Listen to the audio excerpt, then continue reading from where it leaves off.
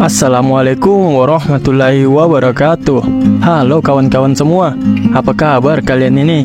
Semoga kita semua dalam keadaan yang baik-baik saja. Langsung lompat ke menit kedua kawan-kawan jika pengantar saya kelamaan. Bertemu lagi nih dengan saya Nara di channel Ewako 13. Semoga hari ini kita lebih baik dari hari kemarin. Sebelum lanjut, saya ucapkan terima kasih banyak kepada kawan-kawan semua yang sudah singgah dan menonton video saya hingga akhir. Tak lupa pula saya ucapkan maaf jika tidak menarik. Silakan kawan-kawan kritik dan juga dislike jika memang tidak suka. Baiklah kawan-kawan, waktunya kita lanjut ke ceritanya.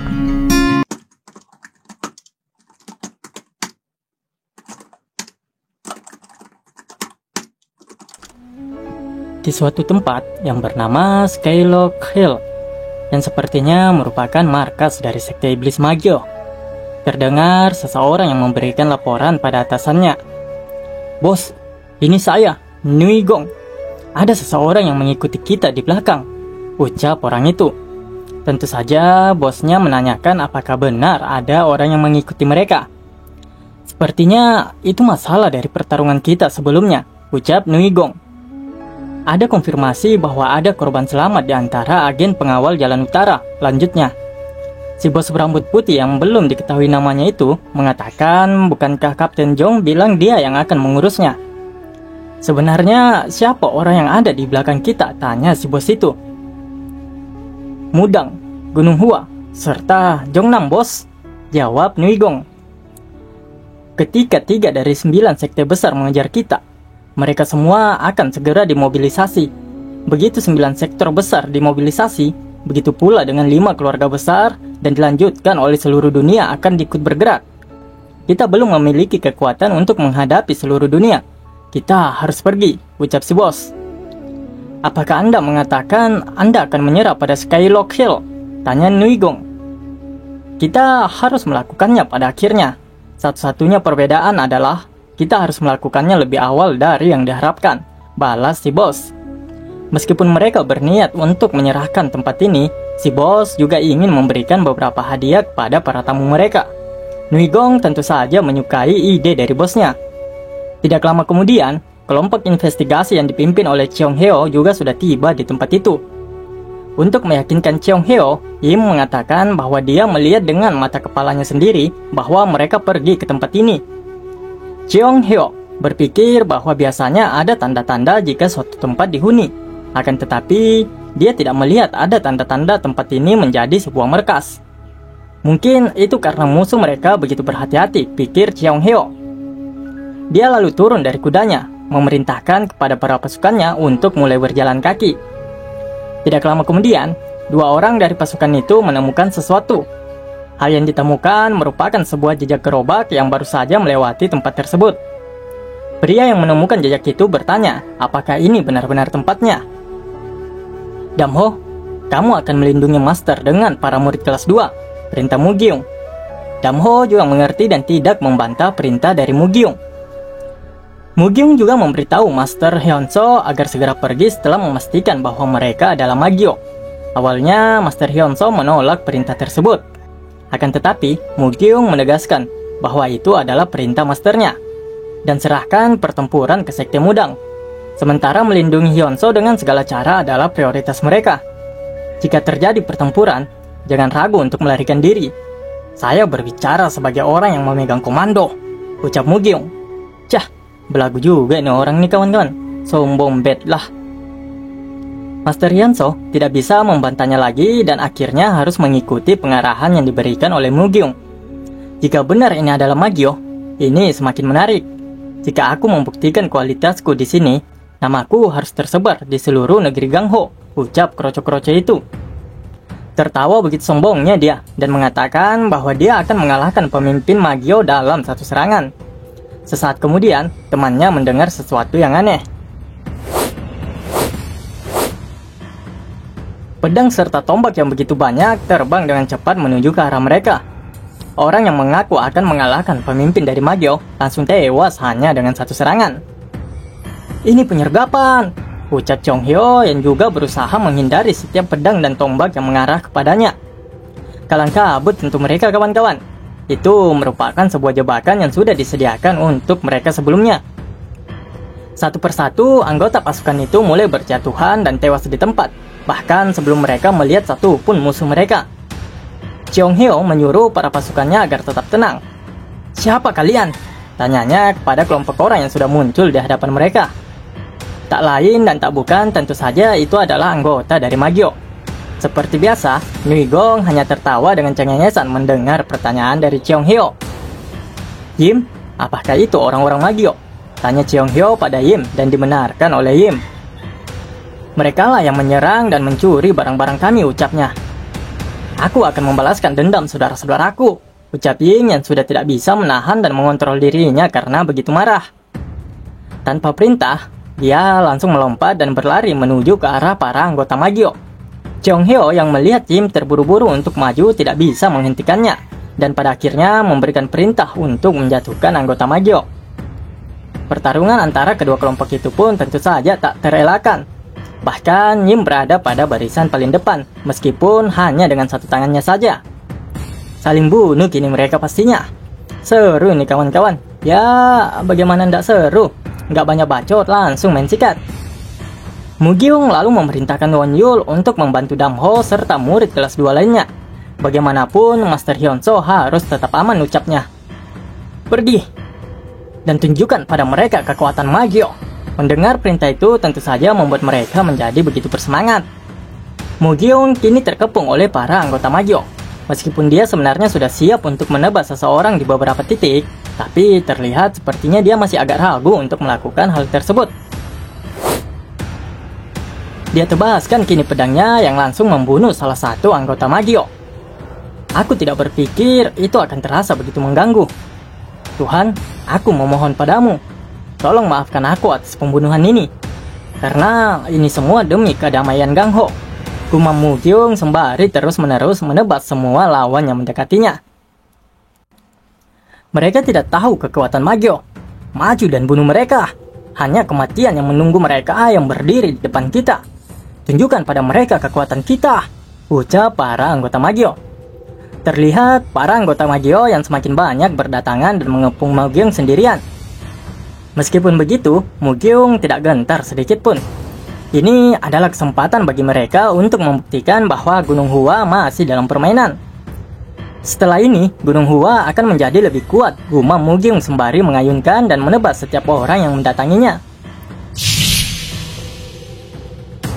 Tidak seorang pun yang dia biarkan untuk lari. Meskipun ia terlihat seperti terpojok, akan tetapi pada kenyataannya, dialah yang sedang unggul dibandingkan para lawannya. Di antara mereka, Master Cheong Hyo menunjukkan penampilan ilmu pedang yang brilian. Seperti apa yang diharapkan dari pendekar pedang terkuat di Hubei. Tak ada satupun orang yang bisa menghindari pedangnya.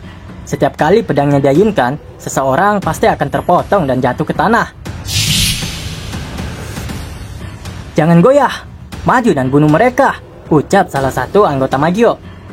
Meskipun Magyo mungkin musuh yang ditakuti, Song Yuan juga masih memiliki elit mereka. Chong Hyo begitu mudah melewati dan menebas satu persatu anggota dari Magyo. "Semuanya, hati-hati. Mereka tidak akan menyebut sembarangan orang sebagai pendekar pedang terkuat dari Hubei," ucap salah satu anggota Magyo. "Hanso, buka jalannya. Sekte Jongnam tidak bisa ketinggalan," ucap Jonghwa yang juga sudah mulai beraksi untuk membasmi para anggota Magyo. "Minggir!" ucap Hanso menerobos maju dan menebas satu persatu orang yang menghalangi jalannya. "Pedang air ilahiku adalah pedang tanpa ampun," ucap Jonghwa yang juga sudah bertarung dengan lawannya. "Jika kamu ingin hidup, sebaiknya kau lari," ucapnya memperingati lawannya itu. "Hentikan omong kosong itu," balasnya. Dia tebas kini kaki dari orang tersebut. "Tidak ada yang namanya belas kasihan kepada orang-orang di Songnam," ucapnya. Pertarungan yang begitu sengit terjadi antara kedua belah pihak. Para anggota Magyo tidak ingin membiarkan seorang pun hidup karena telah menyerbu markas mereka. Won Yul lalu menyuruh Damho untuk mundur. Mereka murid kelas 2 akan menangani situasi di sini.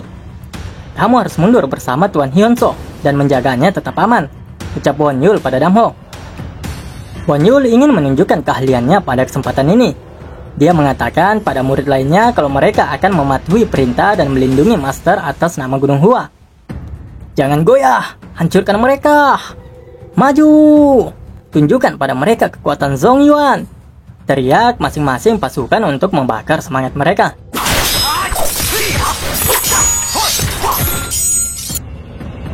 Hingga beberapa saat kemudian, muncul seseorang dengan pakaian hitam yang menutupi seluruh tubuhnya. Dam-ho dan pasukan lainnya tentu saja bertanya-tanya, siapa orang yang tiba-tiba muncul itu? Terlihat panik murid-murid kelas 2 itu, kawan-kawan. Meskipun begitu, mereka tetap menjaga posisi mereka dan membentuk formasi pedang bintang 7. Kayak obat sakit kepala aja itu, kawan-kawan. Sakit kepala, minum puyer bintang 7. Tanpa sepatah kata pun, orang itu langsung melesat maju ke arah para murid yang melindungi Hyunseo.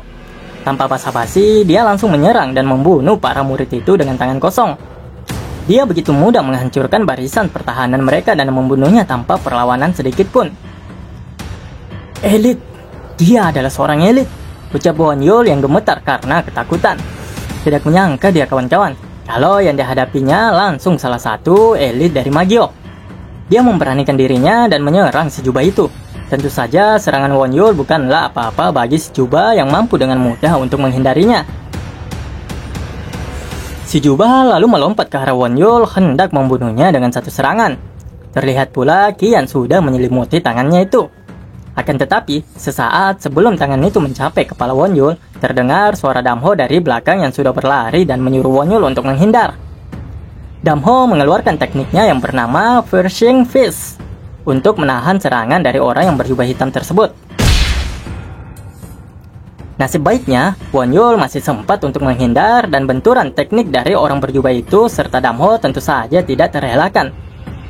Dam-ho mampu memukul mundur si jubah menggunakan tinjunya barusan. Won-yul tentu dibuat terkejut akan aksi dari Dam-ho barusan. Bagaimana bisa Dam-ho mampu melakukan teknik yang begitu kuat? Ucap para murid Gunung Hua yang hanya terpelongo tak percaya menyaksikan pemandangan itu. Aku tidak menyangka seranganku dapat dihentikan, gumam si jubah. Beraninya kau, ucapnya pada Dam-ho. Seorang wanita ya, ucap Dam-ho yang menyadari si jubah yang ternyata adalah seorang wanita. Wanita itu tidak menunggu lama. Dia langsung meloncat menuju arah Dam-ho dengan sebuah teknik yang sudah dia siapkan. Oh, hati-hati! Itu adalah kepalan Magio yang membakar senja. Teriak Hyunseo yang mengetahui teknik tersebut dan memperingatkan Dam-ho. Dam-ho tentu saja tidak dapat menghindar dalam kurung waktu yang singkat itu. Wanita tersebut sudah ada tepat di hadapannya. Dia langsung menyerang Dam-ho menggunakan teknik kepalan Magio yang membakar senja. Dam-ho yang memang tak sempat untuk bereaksi dan menghindar hanya bisa menahan sakit akibat serangan dari wanita tersebut. Sudah 20 tahun, tapi aku yakin itu tak terhitung jumlah pasukan Gunung Hua yang mati karena teknik itu. Berhati-hatilah, ucap Hyunseo yang memastikan kembali teknik yang digunakan oleh wanita berjubah tersebut. Kepalan Magio yang membakar senja, ucap para murid Gunung Hua yang menjadi semakin panik dan ketakutan. Tidak membiarkan Dam-ho menarik nafas, wanita itu langsung kembali melesat untuk menyerang Dam-ho. Serangan yang bertubi-tubi dan tanpa henti dilancarkan si wanita berjubah. Namun, semuanya mampu ditangkis oleh Dam-ho menggunakan teknik tinjunya. Kekuatan, teknik, serta pengalaman bertarung mereka yang terlalu jauh perbedaan levelnya, tentu saja membuat Dam-ho kewalahan dan terpojokkan. Ya wajar ya kawan-kawannya, ibarat baru keluar kandang langsung berhadapan sama elit salah satu kelompok sekte iblis. Para murid Gunung Hua itu seakan tidak percaya Dam-ho mampu menangkis, bahkan mengikuti setiap arah serangan lawannya. Mereka semakin dikejutkan ketika mereka menyadari teknik yang digunakan oleh Dam-ho. Kepalan daun bambu. Ya, itulah teknik yang Dam-ho gunakan. Won-yul lalu bergumam. Setiap murid Gunung Hua mempelajari kepalan daun bambu, karena itu merupakan teknik dasar yang dipelajari setiap murid di sana. Tapi, kepalan daun bambu yang aku ketahui tidak cukup kuat untuk menangkis teknik seni bela diri Magio yang telah terlupakan. Yang lebih penting, dia memiliki kaki yang lumpuh, yang bahkan membuatnya menjadi orang buangan di Gunung Hua. Namun dia menangkis, menghindar, serta bahkan mampu melawan kepalan yang membakar senja itu. Apakah dia menyembunyikan kekuatannya selama ini? Gumam Wonyul yang masih sulit mempercayai apa yang dia lihatnya saat ini. Pertarungan Damho dan si wanita itu terus berlanjut. Hingga akhirnya Damho tidak mampu lagi menghindar dan terkena pukulan dari wanita itu. Teriak kesakitan pastinya Damho kawan-kawan. Meskipun dia tidak terjatuh, tetapi dia masih terseret mundur beberapa langkah ke belakang. "Saudara!" teriak Wonyul. Wonyul dan murid lainnya lalu berniat menyerang wanita itu dan membantu Damho. Damho menyuruh mereka untuk mundur dan melarang mereka untuk maju membantunya. "Dia bukan lawan kalian. Mundurlah. Bawa master bersama kalian dan lindungi dia. Aku menyatakan ini perintah sebagai murid tingkat pertama di Gunung Hua. Pergi dari sini!" teriak Damho dengan tegasnya. Wonyul bersama yang lainnya awalnya enggan untuk pergi dan berniat untuk tetap tinggal membantu Damho. Akan tetapi, pada akhirnya mereka hanya bisa mendengar perintah dari Damho dengan berat hati. "Tidak, Ho. Aku tidak akan pernah meninggalkanmu," ucap Hyunso. Pada ngotot semuanya ingin tetap tinggal dan membantu Damho. Bahkan Wonyul yang sejatinya tidak begitu menyukai Damho, tapi pada dasarnya dia adalah salah satu orang yang akrab serta peduli terhadap Damho. Terlihat Wonyul dan murid kelas 2 yang menyeret Master Hyunso untuk pergi dari tempat ini. Mereka mengatakan kepada Master Hyunso bahwa tempat ini terlalu berbahaya. "Saya tahu Anda tidak akan pernah meninggalkan saya, Master. Saya akan segera kembali bersama Anda. Jadi silakan Anda pergi dulu," ucap Damho yang berjanji kepada masternya. Hyunso akhirnya mau mendengarkan perkataan Damho untuk pergi menjauh. Dia juga mengatakan kalau Damho jangan pernah mengingkari janjinya dan harus kembali. Wonyul mengatakan pada Hyunso untuk segera pergi dari tempat tersebut. Dia memimpin para murid untuk mundur dan pergi dari jurang tersebut. Terlihat Damho yang ekspresinya campur aduk karena sadar dia tidak akan mampu mengalahkan orang di depannya itu. "Apakah kamu murid Gunung Hua?" tanya wanita itu dan dibenarkan oleh Damho. Sayang sekali," ucap wanita itu lagi. Damho lalu bertanya kepada wanita itu, apakah dia adalah seorang magio. "Ya, itulah yang dunia sebut pada kami. Tapi kami menyebut diri kami sebagai Shinggyo," ucap wanita berjubah itu sembari melepaskan penutup wajahnya. Cantik juga ya kawan kaya. Oke, lanjut. Sekedar info kawan-kawan, magio itu kultus kejahatan, sedangkan Shinggyo adalah kultus Tuhan atau kultus baik. Jadi bisa diartikan kalau Shinggyo ini masih termasuk kultus iblis, tapi cabang yang baik ya kawan-kawannya. "Shinggyo ya," ucap Damho. "Jauh lebih ramah bukan?" balas wanita itu. "Ini cewek melawak ya kawan-kawannya. Ya memang sih namanya secara harfiah jauh lebih ramah, tapi tindakan mereka benar-benar jauh dari kata ramah. Ini adalah Skylock Hill. Tempat ini adalah markas kami. Ini juga merupakan penjara besar tempat para pendosa Shinggyo dikurung," jawab wanita itu. "Ini adalah tempat persembunyian terakhir kami, karena tidak ada tempat lain untuk bersembunyi. Tetapi ditemukan oleh kelompok kalian hari ini," ucapnya yang terlihat sedih. "Apakah kamu berencana untuk membalas dendam pada Songyang?" tanya Damho. "Ada beberapa iya," jawabnya. "Jadi maksudmu itu ada yang berniat untuk membalas dendam dan ada juga yang tidak?" tanya Damho lagi. Wanita itu mengatakan terserah Damho ingin menilainya seperti apa. Dia lalu menanyakan siapa nama Damho, dan ditanya lagi oleh Damho untuk alasan apa dia ingin tahu namanya. "Karena kamu akan menjadi orang pertama yang akan kubunuh. Aku setidaknya harus mengingat namamu," jawab wanita itu yang ternyata belum pernah membunuh sebelumnya kawan-kawan. "Damho. Namaku adalah Damho," jawab Damho. "Aku tidak akan melupakanmu, Damho," ucapnya. "Namaku Yom Yugin. Aku akan menunjukkan langkah terakhir dari kepalan tangan senja yang membara. Teratai putih yang mengalir," ucapnya sembari bersiap dengan teknik terkuatnya untuk membunuh Damho. Damho juga bersiap dengan tinju daun bambunya. Pertarungan sengit antara keduanya akan segera berlanjut setelah basa-basi obrolan yang cukup singkat. Sebenarnya Mimin Nara tadi mau skip pembicaraan mereka. Akan tetapi, setelah Nara baca-baca, obrolan mereka termasuk obrolan yang penting dan akan menjadi salah satu poin penting ke depannya.